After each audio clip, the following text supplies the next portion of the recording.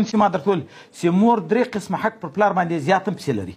یو دا ده چې مور دغه بچی په خېټه کې ګرځولی وي اته نیم یاستې، یوه کیلو شی چې موږ نیم یاستې ګرځوو شکایت به وکړو که نه. یوې ښځې په دا ټوله دنیا کې دی پېښه شوې ده چې چیرې شکایت کړی دی زما په خېټه کې دومره بچی دی دروند ده. بیا د ولادت په مسله چې دی پیدا کېږي دومره سختي ورته پېښېږي چې مرګ یې د شهادت ته نبي علیه اسلام وایي چې په ولادت باندې کله ښځه وفات سو مرګ یې د چا ده.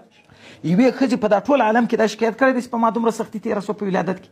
دوه درېیم بیا د خپلې سینې شیدې ورکوي 2 کاله. دا د خپلې سینې شیدې چې دا له وینو جوړېږي. یوې ښځې دا شکایت کړی دی چې زه خپل بچي ته شیدې په بیه ورکوم. ګوره پردۍ ښځې چې راولې زیئر چې ورته وایي پیسې به ورکوي که نه. او حالانکې دا ښځه خپله مور خپل بچي ته همیشه دا شیدې ورکوي، شکایت یې نه ده کړی. بیا د دغه بچي متیاز یې ورپاکوي، کالي پاک ور اغوندي. دا زموږ کورو کې ما لیدلي دي، دا واړه خو چې ووځي د باندې څنګه ووځي بیا دستي کالي په خټو کې بیا چې راسي بیا بل جوړ ور واغوندي، بیا هغه په خټو کې بیا بل په خدای په ورځ کې به 3 جوړه ور اغوندي که به 4 جوړه ورته بدلوي ورته منځي ورکوي. تر اوسه یوې مور د دغه بچي د ګندګي مینځلو د متیازو د پاکولو څخه پاز هم نه ده پټه کړې. یوه چاته یې شکایت کړی دی چې دا زما بچی دومره بولې کوي. دا 3 حقوق دي. او له دې نه بعد بیا پلار و مور سره کې ګډ وي تر هغه وخته چې تعلیم یې وي، خوراک یې وي، جامه یې. که تاسې لیدلي دا خلک چې د غلاوې کوي په دا لارو کې ولاړ وي یا قتل کوي، دا ټول د دغه اولاد دپاره کوي. خو د اولاد دپاره رزق برابروي، کنې د ځان رزق خو هر سړی برابرولی شي، خو په هوټل کې ورسه په خېټه باندې مزدور سه مړۍ خو درکوي، جامه خو درکوي، خو دا د اولاد دپاره دا غم کوي. د اولاد په سر باندې غلا ته هم ځان تیار کړي، مرګ ته هم ځان تیار کړي، حتی په جیل کې هم پروت دي د اولاد په سر. هغه اولاد له دغه پلار سره بیا سبا څه کوي؟ جفا کوي. او حدیث مبارک روان د نبي علیه اسلام ته یو سړی راغی ویل زه د جهاد اراده لرم. نبي علیه اسلام ورته ویل مور دې ستا ده؟ ورته ویل ول د مور خدمت یې وکړه دا ستا دپاره تر جهاد بهتره ده. حتی که د مور د خدمت څوک نه و، مور و پلار خدمت فرض عین ده که نه ده؟ جهاد کله څه وي؟ کله فرض کفایي وي کله فرض عین وي. نو که د مور د خدمت څوک نه و، هېڅوک هم نه و، د ده د جهاد ته تګ بیخي ضرور نه ده. د خپل مور و پلار دې څه وکړي؟ خدمت وکړي. بل سړی راغی نو حضرت عبدالله بن عمر صاحب راغی نبي علیه اسلام ته وایي چې ما ته حضرت عمر صاحب وایي چې دا ښځه طلاق کړه. نبي علیه اسلام ورته ویل طلاق کړه. ګوره که پلار درته وویل چې ښځه طلاق کړه، که په ښځه کې شرعي عیب هم و طلاق یې واجب ده، ته دې طلاق یې.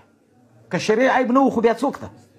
مستحب ده. خو لکن بیا هم اولاد دا چې طلاق یې کړي. نبي علیه اسلام څه ورته ویل عبدالله بن عمر صاحب چې طلاق یې کړه. او ده وویل زما له دغه ښځې سره ډېر محبت هم ده، لکن د هغه سړی بیا حکم ورته کوي څه یې کړه. بل سړی پوښتنه ځینې کوي یا رسول الله د مور و پلار څه حق ده؟ دی ورته وایي هما جنتک و نارک، دا ستا دپاره یا جنت دی یا اور ده. دا منه جنت وکړه. که چیرې تا د دوی څه وکوئ؟ خدمت وکوئ، راضي دې کړو نو جنت، او که د دوی ناراضه کړو بیا څوک ته جهنم ته. مور و پلار پر جنت و جهنم دواړه تړلي دي. خو د مور به سړی څه کوي؟ خدمت ډېر کوي، او د پلار به قدر و عزت ډېر کوي. بل حدیث مبارک ته چې کله مور و پلار وفات سي بیا یې حق یو چا اوس په ژوند کې نه دي راضي کړي. دا د الله یو ډېر رحم ده. دا حدیث هم را روان ده، زه به یې اوس له حاصل درته ووایم. را روان ده وایي که چیرې مور و پلار وفات سو او دی عاق و، د هغه نه بعد اوس د مور و پلار ته دعا شروع کړه، استغفار یې ورته شروع کړئ. دعاوې ورته کولې استغفار یې ورته غوښتی، صدقې یې پسې کولې. د هغه خدای پاک آخر دی په چا کې ولیکي؟ په بار کې ولیکي چې ده له مور و پلار سره څه کړې ده؟ نیکي کړې ده. وی عاق خدای پاک یې بار کې وایي دا د خدای ډېر لوی احسان ده. د مرګ نه بعد هم په بار کې لیکي. له دغې وجې وایي د مور و پلار د مرګ نه بعد دا 3 حقه ډېر لازم دي. یو به دعا ډېره پسې کوي، بل به د خپل وس څه پسې کوي، صدقه او خیرات پسې کوي، او بل به دا وي چې د ده له ملګریو سره د ده له قریبانو سره به قرابت پالي، چې د ده ملګري وي.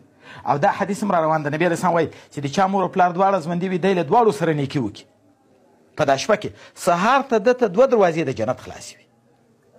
که د یوه سره نیکي وکړه 1 دروازه د جنت ورته خلاصې یو ژوندی و. او که دی اوس مور و پلار یې دواړه ژوندي وو، ده له دواړو څخه نافرماني وکړه، ماښام ته ده ته 2 دروازې د جهنم خلاصې وي. او که له یوه یې نافرماني وکړه 1 دروازه د جهنم ورته خلاصې وي. نو دا معنا چې د جهنم مستحق سي.